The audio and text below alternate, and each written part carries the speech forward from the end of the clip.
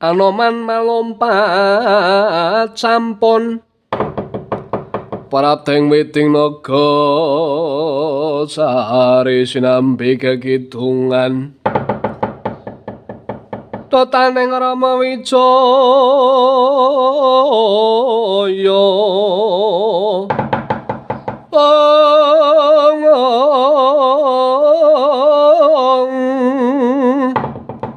Totaning Rama Wijaya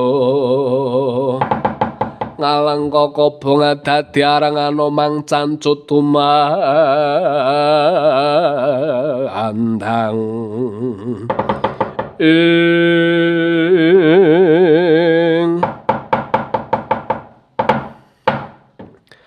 arawahipun jengandika Siwa Hanoman wonten ing Arandu Gumbala mriki keparenga Kang putra kula Gatotkaca ngaturaken kasugengan dhateng paduka Siwa Hanoman saha Kang putra kuling jangkara bumi wa sarawuh jengandika Siwa Hanoman keparenga Kang putra Punantaraja ngaturaken pembagi punokrami konjuk Siwa Hanoman jagat diwasaning Abathara jagat pangestungkara kulup yugaku nggir Gatotkaca apa dene Si Antaraja ya wis banget tatampa ya nggir gawe lega terus mringnala marang rasaning wong atuwa sira ngatur pangabekti marang Punwa tatampa ora liwat puja-puji pangestune Punwa maradhyake genti sira tampanana nggir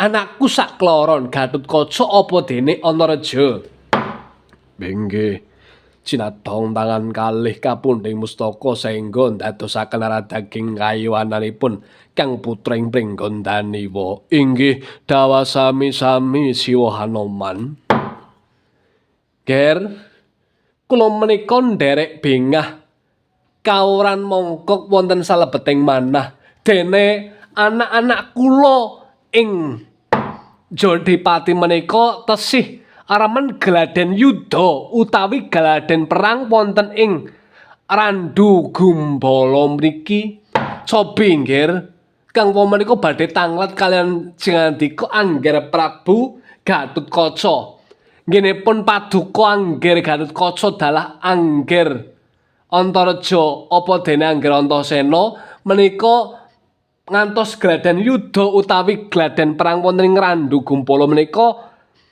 napa ingkang dados pikajenganipun jengandika nggir Siwa Hanoman ndadosaken kaweningan pilih anggenipun Kang putra kula pringgondani kekanten Kang Mas Antaraja dalah putra-putra Pandhawa sanesipun anggenipun geladen yuda utawi geladen perang wonten ing Randu Gumbala mriki mboten wonten kali tiga kula menika amung badhe ing reh kaprigelaning olah ngegaman lan toseng balung wuleting kulit Siwa Hanoman menapa malih pepundhen kula ngamarta sangsaya dangu menika tambah sepuh yuswanipun sinten malih Wa Hanoman ingkang dadosaken benteng Praja Ngamarta menika tasih tetep kandel kejawi saking nom-noman muda menika wa inggih wa laras punapa kenging dados aturipun adik kula Yayi Gatotkaca teng mriki nggenipun putra Pandhawa ngawontenaken geladen yuda utawi geladen perang wonten-wonten sagala-goting kolang-kaling pinuwara-asra menika badhe andarbeni penjangka ingkang awon menika mboten ladalah Yo nggir. Yugaku kulup Gatotkaca apa dene yugaku Si Antaraja. Ning kene. Sing dadekake rasa mongkok rasane wong tuki ning kene nggir. Punwa ki mau tilik nggir. Punwa ki tilik mertinjo apa kang dadi kahanane para putra-putra Pandhawa 5 nggone geladen yuda. Ning sawise Punwa ki mau tilik aling madyaning Randu Gumbala kene ya ora ketang sak klimah rong klimah Punwa iki wujuding pandhita najanta jejering pandhita ya wis tau dadi senopatining Praja Pancawati mbedhah Praja Ngalengkadiraja. Kene ya, Nggir. Sing jenengane prajurit, sing jenengane kawula nom-noman kuwi mau kudu duweni utawa bisa ngandhemi tembung satwara. Tembung satwara, sat iku nenem, wara iku pinilih. Sepisan kudu setya ha Prabu. Wondene angka kaping 2, lamun maju perang pilih tatu arang keranjang katimbang bali nandhang wirang. Wondene angka kaping 3, dadi satriya pangarasaning praja kudu bisa ngayomi marang sekabehing andhane utawa anak buahmu. Wondene angka kaping 4, pinter ngatur gelaring baris, pinter ngatur siasating peperangan. Kuwi mau wis dadi wajibe satriya tama. Kaping 5, teguh marang ceklaning prajurit.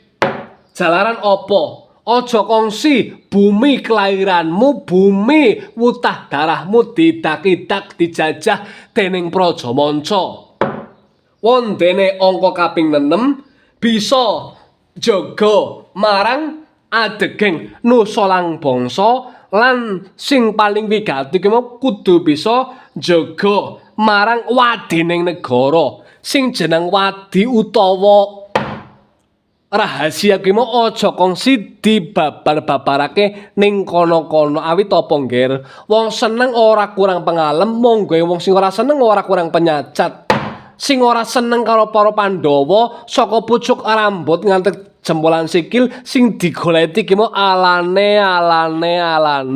Ning kosok baline sing nyengkuyung apa kang dadi lekasing anak-anakku utamane pepunden-pepundenmu para Pandhawa 5.